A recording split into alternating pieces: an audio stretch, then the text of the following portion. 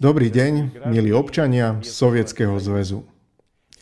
Dnes sme ako odpoveď na mnohé otázky a nedorozumenia ľudí o činnosti suverénneho medzinárodného spotrebného družstva Svetla Veľká Rus, jeho cieľoch a hlavných úlohách, začali natáčať vzdelávacie filmy, v ktorých sa dozviete, čo je to štátny ľudový orgán ZSSR, Svetová suverénna únia, spolupráce Svetla Veľká Rus. Dozviete sa aj zmysel nariadenia dekretov štátneho výboru pre výnimočný stav ZSSR, ako aj rezolúcií M1, ako jediného riešenia na prekonanie svetovej finančnej krízy a zabránenie tretej svetovej vojny. Akými právami teraz v skutočnosti disponujete? O čo sa môžete opierať? Aká práca bola vykonaná a bude vykonaná obnovenou vládou veľkej krajiny suveréna Zväzom sovietských socialistických republik? To všetko sa deje preto, aby sme oslobodili náš národ z finančného otroctva, aby sme priviedli celé ľudstvo do svetlej zlatej éry. A tak otvorme oči všetkým ľuďom. Najprv sa pokúsime pochopiť, ako v tejto veci môže Medzinárodné spotrebné družstvo pomôcť pri oslobodení našej vlasti od parazitov, ktorí sa zmocnili moci a kontrolujú masovo komunikačné prostriedky.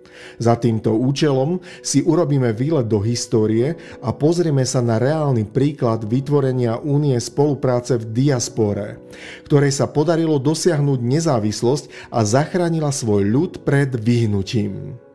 Mondragon. Zo začiatku sa tak volalo malé mestečko v krajine Baskov v Španielsku, kde bolo v roku 1956 založené prvé družstvo na výrobu parafínu, ktoré založil učiteľ a katolícky kňaz José María so skupinou jeho študentov. Baskovia sú ľudia, obývajúci tzv. Baskické územia v severnom Španielsku a juhozápadnom Francúzsku. Opíšem stav Baskov v tom čase v Španielsku na samom vrchole vlády Frankovej diktatúry. Po baskickej autonómii niet ani stopy. Baskovia mali zakázané zaoberať sa politikou. Baskický jazyk bol zakázaný. Baskovia boli ľudia druhej kategórie. Môžu ich utláčať a ponižovať španielskí policajti a španielskí banditi. V tom čase sa však začalo obdobie ekonomickej modernizácie Španielska s vylúčením spoločensko-politických zmien. V roku 1959 nová španielská vláda prijala plán reforiem, ktoré viedli k rastu ekonomiky, čo bolo následne nazvané ako španielský ekonomický zázrak. Španielský hospodársky zázrak bol iniciovaný reformami, ktoré presadzovali tzv. Technokrati, ktorí s Frankovým súhlasom vypracovali a zrealizovali politiku rozvoja španielskej ekonomiky pod vedením Medzinárodného menového fondu. Technokrati sa stali pre Španielsko novou triedou politikov, ktorí vymenili starú falanskú gardu. V tých časoch Baskovia nemohli založiť žiadnu politickú organizáciu, ktorá by mohla generovať zdroje a nasmerovať ich na obranu Baskov, okrem komerčnej. Dokonca nemohli založiť ani jednoduchú spoločnosť, nakoľko majiteľ by mohol byť ľahko uväznený alebo by spoločnosť mohla byť vyžmýkaná. Zdalo sa, že nastala patová situácia, ale kňaz José María našiel riešenie. Družstvo je organizácia, ktorá je založená na dobrovoľnom základe, ktorej peniaze, ktoré sú na jej účtoch, môžu byť oficiálne použité na účely podielnikov družstva. Družstvo je subjektom medzinárodného práva a reguluje sa medzinárodným zákonom o podielových spotrebných družstevných spoločenstvách a zväzoch. Nižšie uvedieme základné články tohto zákona. Za prvé, podielové spotrebné družstevné spoločenstva a zväzy nepodliehajú žiadnej vonkajšej regulácii a sú samoregulované právom suveréna podľa konu tvorenia, opierajúca o normy medzinárodného práva o podielových spotrebných družstevných spoločenstvách a zväzoch. Za druhé, ľubovoľný účet podielového spotrebného družstevného spoločenstva alebo zväzu, otvorený v ľubovoľnej finančnej inštitúcii vo svete, má štatút suverénneho pokladničného účtu.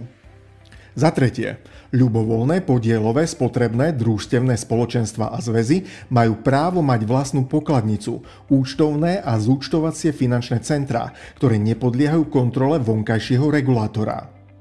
Za štvrté, základný článok Medzinárodného zákona o podielových spotrebných družstevných spoločenstvách a zväzoch hovorí, štátne orgány moci a miestne samosprávy nemajú právo zasahovať do finančnej, hospodárskej a inej činnosti podielových spotrebných družstevných spoločenstiev a zväzov. Majetok družstva je prerozdelený medzi podielnikov v podobe verejných fondov a podielov, čo prakticky sťažuje a znemožňuje nepriateľské prevzatie podniku. Družstvo menuje svojho predsedu na dobu určitú a počet podielnikov je tajomstvo. Všetkých podielnikov neviete uväzniť. A ak uväzníte zvoleného predsedu, družstvo si vyberie nového. Mondragon dokonca ani nie je družstvo. Je to únia družstiev, ktoré Baskovia začali masovo zakladať v 60. a 70. rokoch minulého storočia, čo uľahčilo rozvoj družstevného hnutia na celom svete, vrátanie ZSSR, ako aj konsolidáciu medzinárodného práva vo vzťahu k družstvám a ich nezávislosti. Tvárou v tvár skutočnosti, že španielske banky neboli pripravené poskytnúť pôžičky baskickým družstvám, sa Baskovia rozhodli založiť si svoju vlastnú banku. V tom istom roku 1959 za účasti 3 výrobných a 1 spotrebného družstva bola založená Národná sporiteľňa práce, budúca družstevná banka. To bol prvý element jednotnej štruktúry Mondragonu. V súčasnosti je Mondragon najväčšou družstevnou skupinou na svete. Združuje 110 družstiev a 147 dcérskych spoločností. Pracuje v nich približne 80 000 ľudí, z ktorých 85% sú podielnikmi. Mondragon to je ročný obrat približne 15 miliárd eur a aktíva založené po celom svete.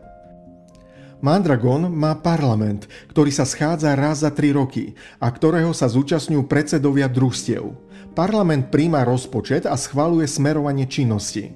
Mondragon je absolútne oficiálna štruktúra, ktorá chráni Baskov po celom svete. Ktorýkoľvek Bask môže zavolať na horúcu linku a špeciálne právne služby mu výjdu v ústrety.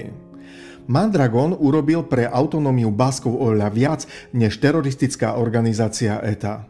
Pretože namiesto toho, aby vyhadzoval do vzduchu španielskych politikov, Mondragon ich začal kupovať.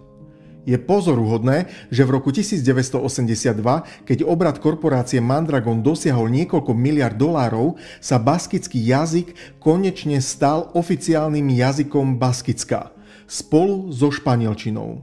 Mimochodom, teraz v tomto regióne nie je jediný nápis v španielčine. Dôležitým ukazovateľom práce Mondragonu je to, že únia družstiev vzala na seba všetky sociálne a vzdelávacie funkcie. Takýmto spôsobom únia družstiev stavia domy pre svojich spolupracovníkov. Sama zabezpečuje dôchodkovú podporu pre svojich zamestnancov, ako aj vzdelanie, zdravotnú starostlivosť, fungovanie detských škôlok a oveľa iného. Bolo vytvorené aplikačné centrum pozostávajúce z 3 ústavov, ako aj poisťovacie a finančné inštitúcie. Zväz družstiev má jedinečne vysokú mieru zamestnanosti a miest. Mondragon sám o sebe predstavuje nezávislý baskický štát, keď v plnej miere plní všetky funkcie štátu. A teraz si to zhrňme. Za prvé, družstvo to je najpohodlnejšia, najbezpečnejšia a najefektívnejšia forma samoorganizácie ľudových občín na jednotlivom území, ako aj v celom svetovom priestore. Za druhé, družstva sa nedá násilne zmocniť. Nie je možné presne určiť počet jeho podielnikov a objem jeho finančných a iných aktív je tajomstvom. Za tretie, družstvo je subjektom medzinárodného práva a je regulované medzinárodným zákonom o podielových spotrebných družstevných spoločenstvách a zväzoch.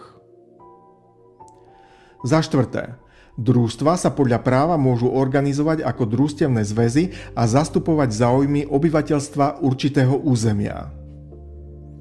Za piate, družstva môžu zakladať svoje nezávislé pokladnice a národné banky, národné sporiteľne, ktoré nepodliehajú žiadnej vonkajšej regulácii a samoregulujú sa právom suveréna podľa konu tvorenia.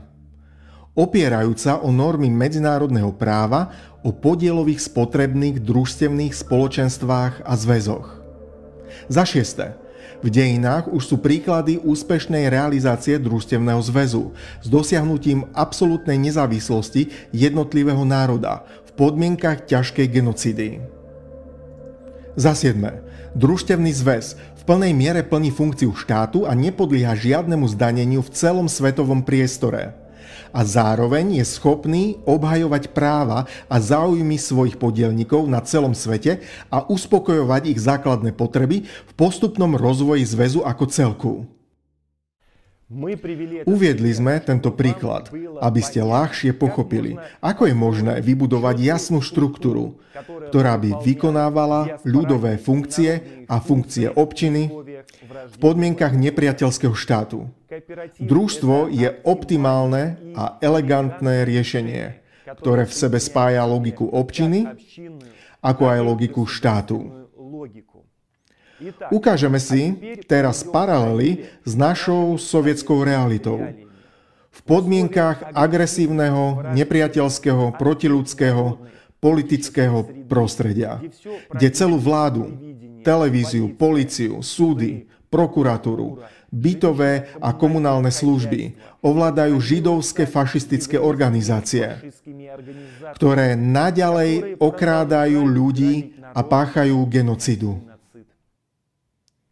Vlastenci a obrancovia vlasti stoja pred mimoriadne náročnou úlohou, ako zastaviť tento pekelný stroj smrti. Samozrejme, určite ste sa inšpirovali skúsenosťami Báskov a Mandragonu, ktorým sa v priebehu 70 rokov podarilo nielen zastaviť etnickú genocídu, ale aj vytvoriť silnú medzinárodnú úniu družstiev s obratom v desiatkách miliárd dolárov. Oni zachránili svoj národ pred vymretím a zaujali dôstojné miesto vo svetovej ekonomike. A čo my, dedičia veľkej krajiny suveréna? Bolo by skvelé, keby sme vytvorili rovnakú, nezávislú úniu. Pomysleli ste si, ktorá nám môže zachrániť náš ľud, našu vlast, nastoliť poriadok na našej zemi. Mám pre vás dobré správy. Veď taká únia už je založená a volá sa Svetová suverénna únia spolupráce Svetlá Veľká Rus. Všetko už je hotové. Viac ako 100 krajín sa už stali našimi spojencami. Počet členov neustále rastie a všetci čakajú len na vás. Pre vaše pohodlie zmluvu o vstupe do Svetovej suverénnej únie spolupráce Svetlá Veľká Rus dostanete automaticky do e-mailu. Hneď po otvorení vlastného účtu v štátnej banke Sovietskeho zväzu. Preto nestrácajte ani minútu. Hneď teraz kliknite na link oficiálnej webovej stránky štátnej banky ZSSR v popise a prejdite procesom registrácie. Vstupujte do našej obrovskej a priateľskej rodiny. Prihláste sa na odber, lajkujte a zanechávajte komentáre. Sme tu a teraz špeciálne pre vás. V tomto krátkom filme ste sa dozvedeli presné odpovede, prečo sme aj na Slovensku založili medzinárodné družstvo. Je to cesta k našej slobode. Slovenské podielové družstvo ROD, družstvo, je členom Svetovej suverénnej únie spolupráce Svetlá Veľká Rus. SPDR je akreditované v OSN a je zároveň členom Svetovej rady suverénov. Družstvo disponuje kapitálom, ktorý je určený na rozvoj nášho národa podľa konu tvorenia. Členovia družstva počas 3 rokov bez nároku na odmenu prispeli k vybudovaniu nového finančného systému, ktorý zmení celý svet. Družstvo založilo svoju pokladnicu a banku. Ak sa chcete stať členom družstva, stačí kliknúť na www.spdr.sk a v časti Ako sa stať podielnikom nájdete celý návod. Na stránke nájdete aj všetky informácie o tom, aby ste pochopili, že družstvo je naše, patrí nám všetkým a je to jediná cesta, ako sa dostať z tohto otrockého dlhového systému.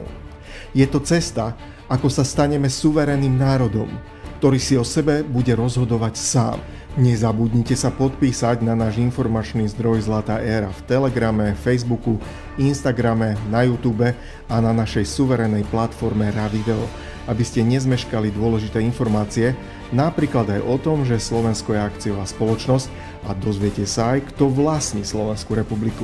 Informácie zverejníme v krátkom čase. Zjednoťme sa a konajme všetci spoločne.